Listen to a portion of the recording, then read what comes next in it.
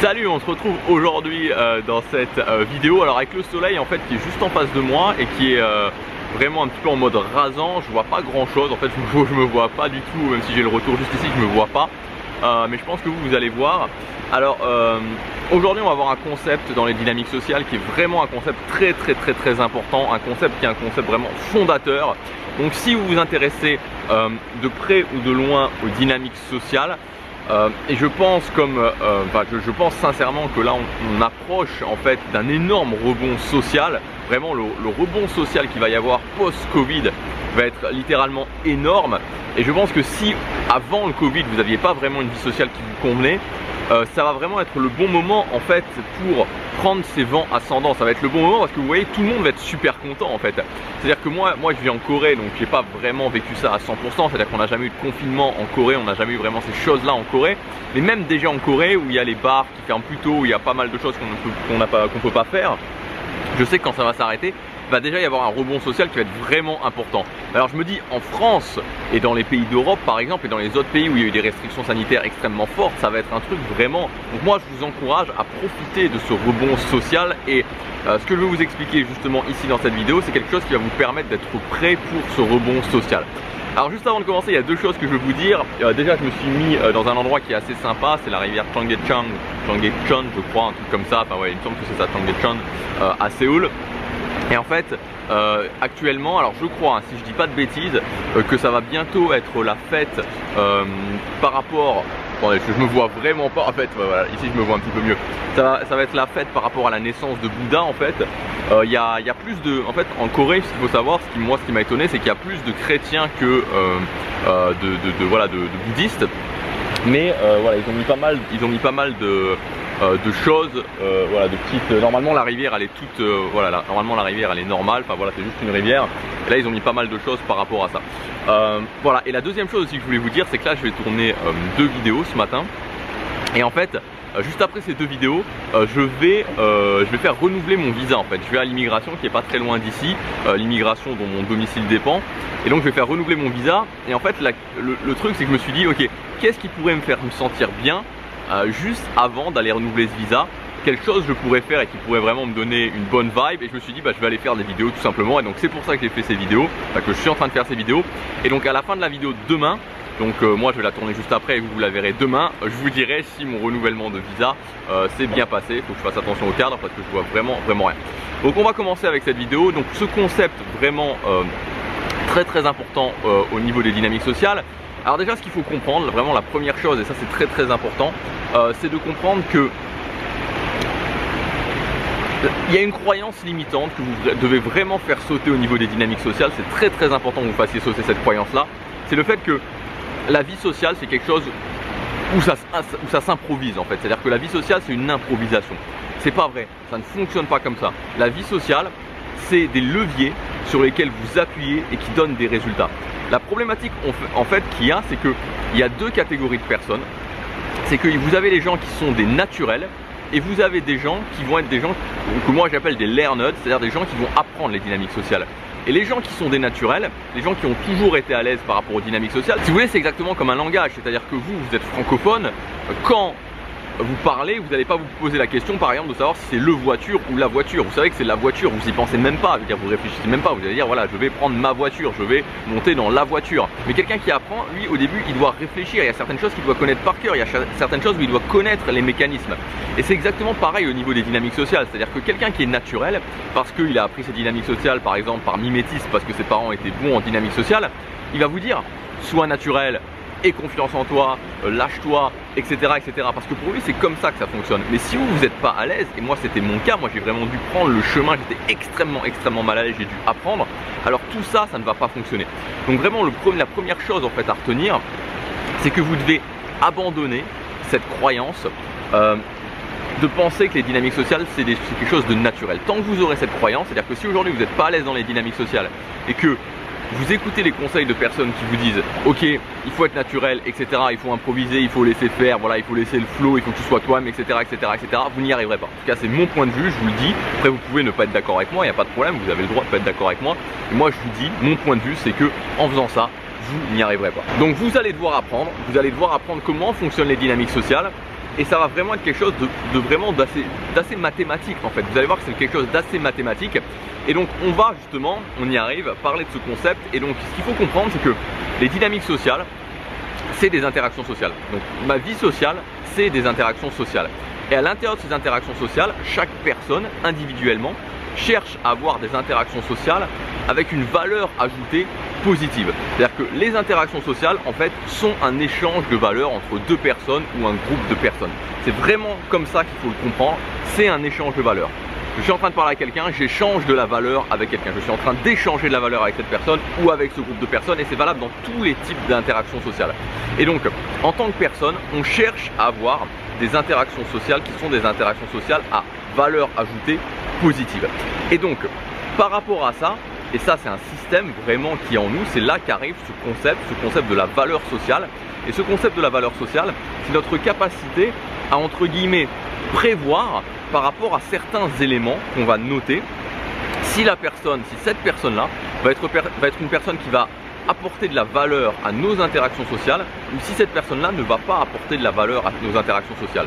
Donc en fait, on va définir deux groupes de personnes par rapport à ce concept de la valeur sociale. Les personnes qui sont des personnes de haute valeur sociale, c'est-à-dire qui vont ajouter de la valeur aux interactions sociales, et les personnes qui sont vues comme des personnes de basse valeur sociale, qui ne vont pas ajouter de la valeur aux interactions sociales. Et donc, on pourrait comprendre ça assez simplement en fait, mais il y a un problème qui arrive en général par rapport à ça, c'est le problème de la moralisation. C'est-à-dire qu'on va moraliser les choses. On va se dire, ok, si je suis une personne de haute valeur sociale, ça veut dire que je suis une bonne personne, ou si je suis une personne de basse valeur sociale, ça veut dire que je ne suis pas quelqu'un avec une bonne valeur morale. Sauf que ça n'a rien à voir avec ça. C'est-à-dire que la valeur sociale n'a strictement rien à voir, mais vraiment rien à voir du tout avec la moralisation. Vous pouvez tout à fait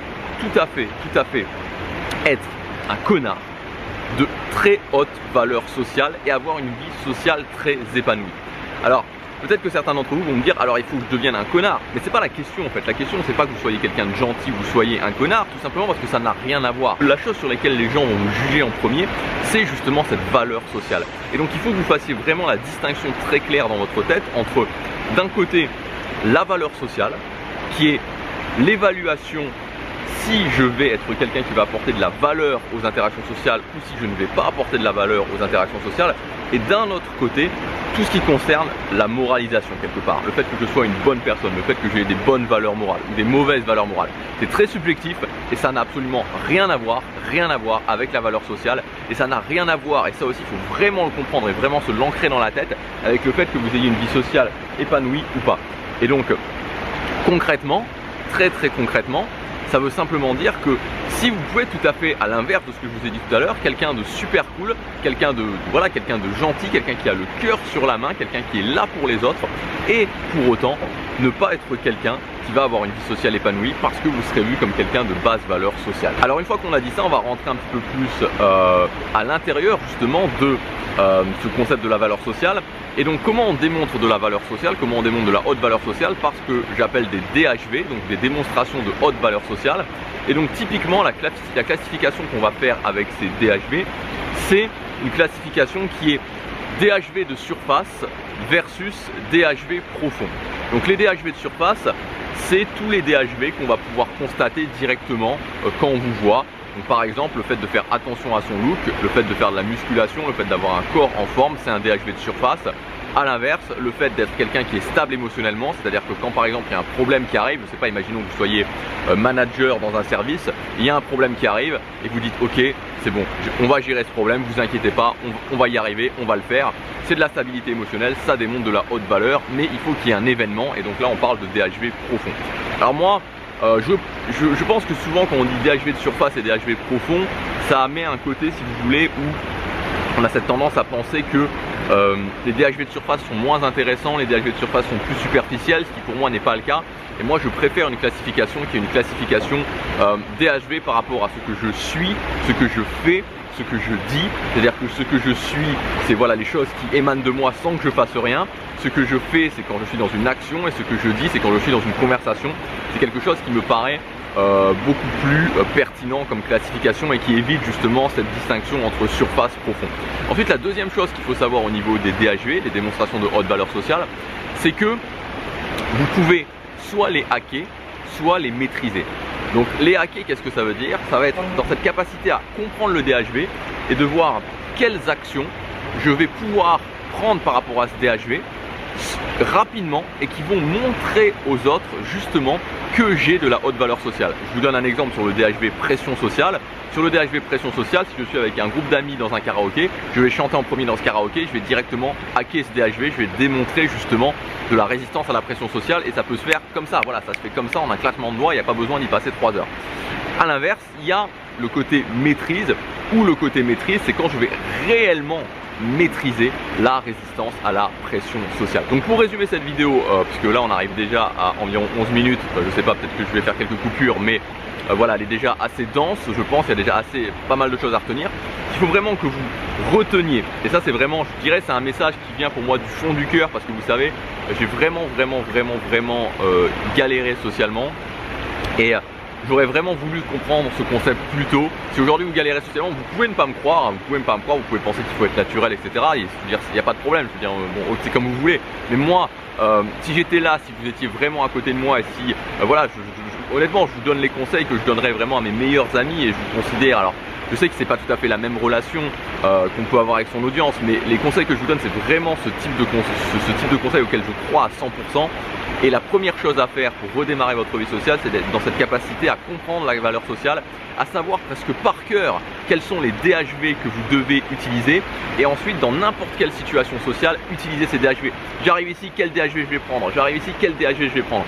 Enfin, quel DHV je vais utiliser? Ah oui, et aussi très important, la chose que je veux rajouter, c'est que la valeur sociale, c'est un concept qui prend toute son importance, c'est-à-dire que c'est un concept qui tend à descendre avec le temps. C'est-à-dire que la valeur sociale est à son maximum au début d'interaction, au début de nouvelles rencontres. Donc c'est pour ça que en fait, quand vous maîtrisez ce concept, vous pouvez avoir des rencontres, peu importe le type de rencontres, qui vont vraiment bien fonctionner, parce que c'est vraiment dans les nouvelles personnes que vous allez. Alors ça fonctionne un petit peu sur les anciennes personnes, notamment si vous faites des pauses, mais là où il y a vraiment où ça fonctionne à plein régime et ça donne des résultats qui sont hallucinants, complètement hallucinants, c'est avec les nouvelles personnes que vous allez rencontrer. Et donc à ce niveau là, voilà, moi c'est vraiment mon conseil de faire ça. Alors si vous voulez aller plus loin, je vous ai mis aussi par rapport à ça, j'ai mis en ligne une formation. Alors je vous dis tout de suite, c'est une formation qui est vraiment une formation fondation. Donc c'est à dire que c'est pas une formation que je vous conseille d'acheter si vous voulez avoir quelques conseils voilà, sur votre vie sociale, ou quelques conseils sur je sais pas, sur les conversations, ce genre de choses. C'est pas le but de cette formation.